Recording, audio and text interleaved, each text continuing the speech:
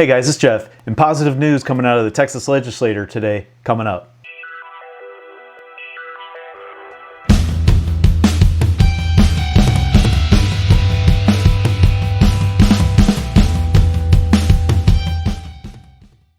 Hey guys, welcome back. So today I'm going to be talking about House Bill 1927. It's passed out of committee and it's going to the Senate floor in the state of Texas. Now, today's prop is the Zastava PAP M70. This is my wife's AK. Yes, my wife is enjoying the benefits of owning an AK. So this is her AK, and you'll be seeing it throughout this video. The M70 PAP, great gun, great AK. This is in honor of the Kalash Bash, Texas event that's going to be happening later this year. Tickets go on sale tomorrow, and just throwing out a shameless plug. I enjoy the event. I get nothing for that. Just a quick little advertisement for them. I do support that organization, what they're doing. I think it's a really good time for Texas residents that enjoy the AK-47 platform. I've competed both years and I plan to compete again this year. So anyway, look out for that, Kalash Bash, Texas. You can find tickets on Kyber Customs, I believe. Great time, a lot of good AK stuff out there. If you're enjoying the AK platform, go check them out. Anyway, back to the video. So yesterday, the Senate committee that was hearing the House Bill 1927, that's the permitless carry bill that's going through the House, passed in the House a while back. It's been in the Senate now for a little while.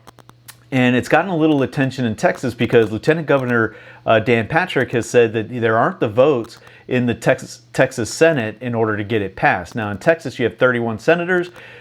He feels that he would need all 18 senators to get on board with this bill in order to pass it. It was stuck in committee. There was concerns that Patrick wouldn't bring it to the House or to the Senate floor.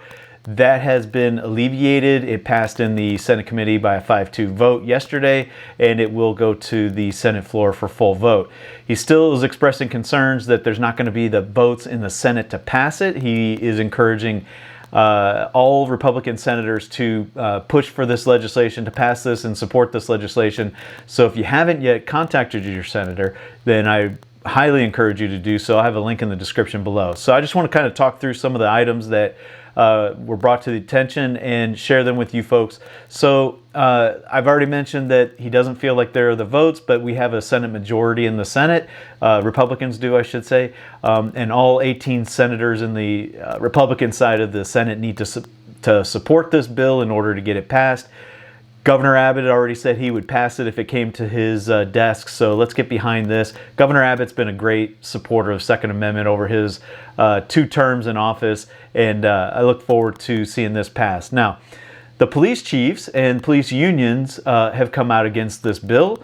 They like the current legislation as it stands. It gives them the opportunity to interrogate private citizens on what they're doing and why they're doing it. And they like that power. They like that ability to control the population. Now, obviously, making their jobs easier is not the purpose of a free person. A free person shouldn't have to ask permission to exercise their rights. Their rights are theirs despite government's attempts to intrude.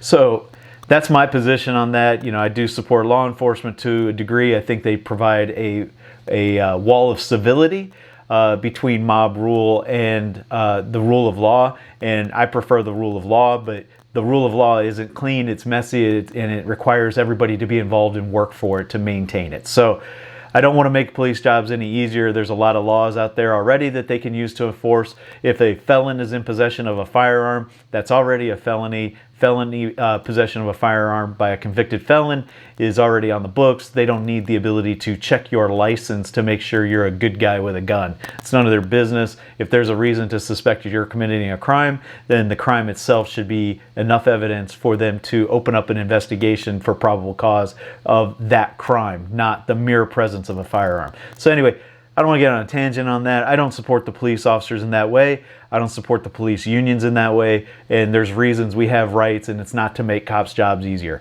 Anyway, some advocacy that's going on in the state of Texas. The Firearms Policy Coalition is doing a lot of good work and encouraging legislation and passing legislation where there are gaps in some of these larger organizations.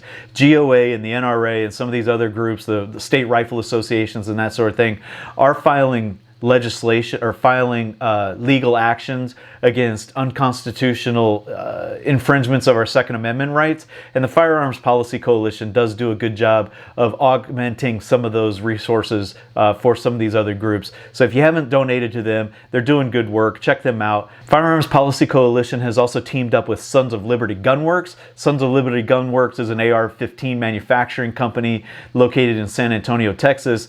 And the owner of the Sons of Liberty is a guy named Mike. Really kick-ass dude. If you haven't checked out Sons of Liberty Firearms, you should check them out. They make a great product, and Mike has been a very staunch supporter of Second Amendment rights in the state of Texas. Show them some love if you can. They're a really good company, really good guys. So what do you do now, right? So there's a lot of efforts out there, a lot of people doing a lot of good work. What can you do to contribute and participate in this effort? Well, you can contact your senator. If you have a Democratic senator, you can encourage them politely to get on board with this legislation and support this legislation. And if you're a Republican, if you're represented by a Republican senator, let them know that you want them to support this bill as well. There are some Republican senators that haven't come out in support of this legislation yet, and we're going to need every single one of those. Now, if we can get a couple of Democrats to come over, that would be awesome as well. But keep an eye out on who votes for this. I think it's very important. Throw a dollar at some of these organizations that are doing this work. Firearms Policy Coalition, Gun Owners of America, Texas, very active at the state legislature or state house. The NRA has a great presence there. There are a lot of volunteers that are working with these organizations that are out there speaking on behalf of regular Texans. And so they are doing good work, even despite Wayne LaPierre's existence in the NRA. The NRA does have people, good people on the ground doing good work. So support them if you can. That effort is still important to the overarching goal of expanding our Second Amendment rights. And then so another thing you can do is pay attention. There's a Second Amendment sanctuary bill working through the House right now. They're doing a lot of readings on the House floor, and that's House Bill 2622. That's the Second Amendment sanctuary bill. Basically what it's going to do is it's going to limit the federal ability to enforce any new gun control legislation in the state of Texas. It's going to prohibit the enforcement capabilities of the federal government from enacting any legislation that Texans have to live by. So that's another good one. We need to get that one passed as well as soon as this one's through. So stay active, stay in the fight. This is a very active time for Second Amendment rights in the state of Texas. Governor Abbott doesn't have a lot of time left as the governor of the state of Texas, and there's going to be a very contentious race that's going to happen after he leaves office.